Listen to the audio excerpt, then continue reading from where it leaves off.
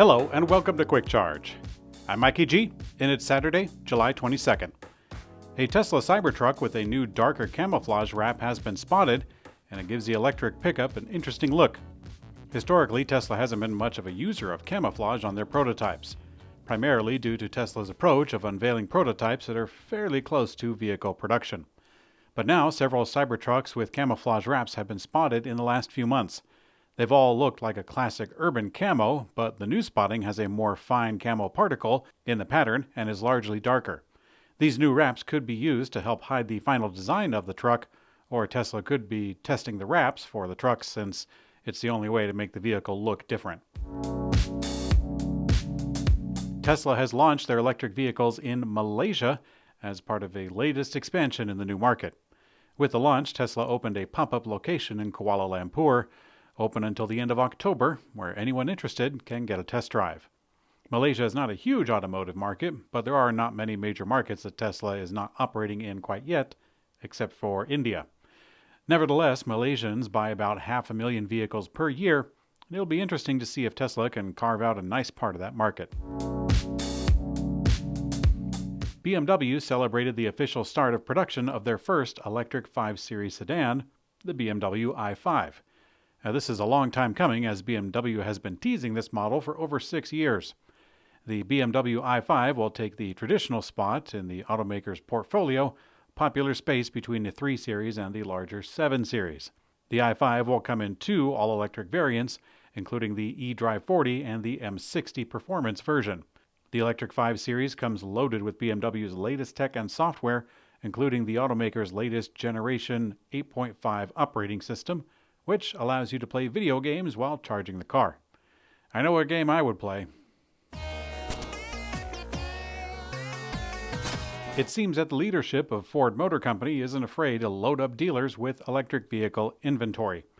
The comment was in response to a Cox Automotive report, which suggests the inventory is piling up and that the hard growth days for electric vehicles are over. Ford's EV leaders disagree.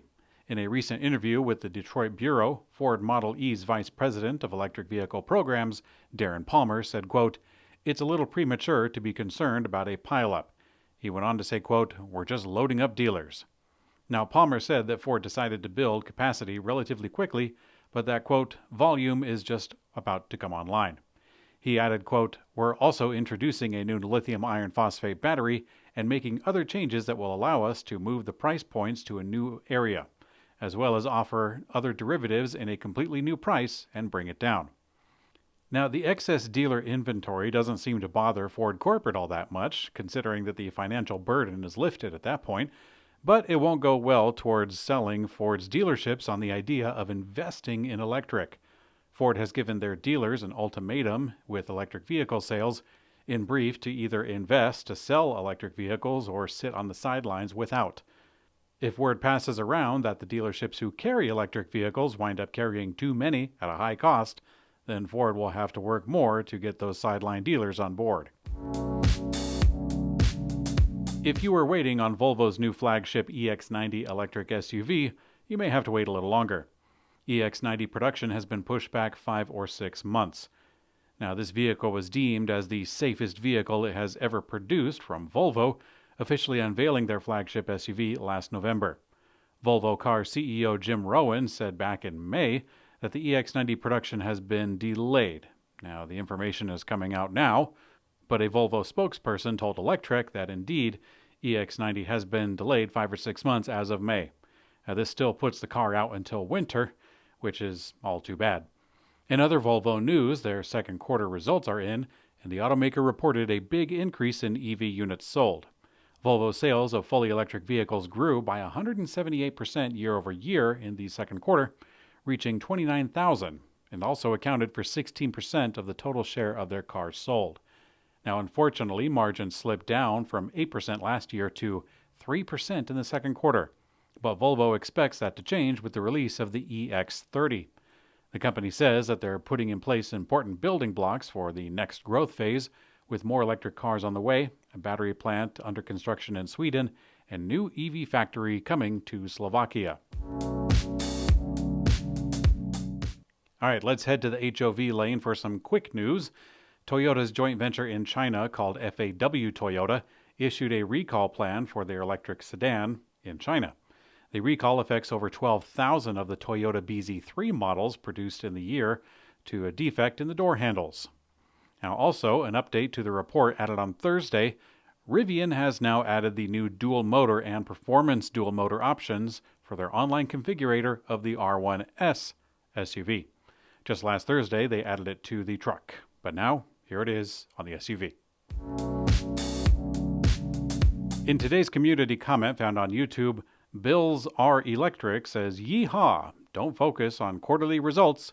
Look at yearly progress. I love what the energy division is starting to show." Well, heavens no, Bill. Don't focus on yearly information.